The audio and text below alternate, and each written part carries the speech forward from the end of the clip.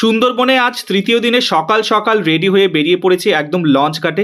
আর আমাদের সাথে রয়েছে ইউনিভার্সাল ট্রাভেলসের ওনার মিঠু মাঝি। আর লঞ্চে উঠেই কিন্তু বাউল, তার সাথে কিন্তু জমিয়ে ব্রেকফাস্টে ছিল বাটার নান, তার সাথে চানা, তারপরে কিন্তু চলে আসলো গরম গরম চা। তারপরে লাস্ট দিনে কিন্তু একদম চলে এসেছি বিজয়নগর, সেখানে আছে লোকনাথ বাবার মন্দির। সেই লোকনাথ বাবার দর্শন কিন্তু করলাম, তারপরে বেশ গরম লাগছিল, ডাব খেয়ে নিলাম। আর ডাব টাব খেয়ে কিন্তু আবারও লঞ্চে, এখানে কিন্তু প্রচন্ড বৃষ্টি হচ্ছিল।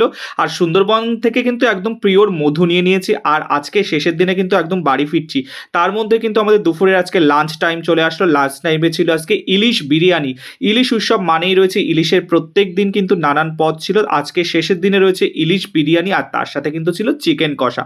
আমরা কিন্তু একদম ইউনিভার্সাল ট্রাভেলসের আন্ডারে কিন্তু প্যাকেজ নিয়ে 3 দিন 2 রাতের জন্য কিন্তু চলে এসেছিলাম সুন্দরবন ইলিশ উৎসবে। সুন্দরবন ইলিশ উৎসবে রয়েছে ইলিশ খাওয়া, তার সাথে কিন্তু জমিয়ে প্রাকৃতিক সৌন্দর্য উপভোগ করা। আর দেরি না করে তোমরাও চলে এসো সুন্দরবন একদম মিঠু মাঝির প্যাকেজ নিয়ে, একদম 3 দিন 2 রাত।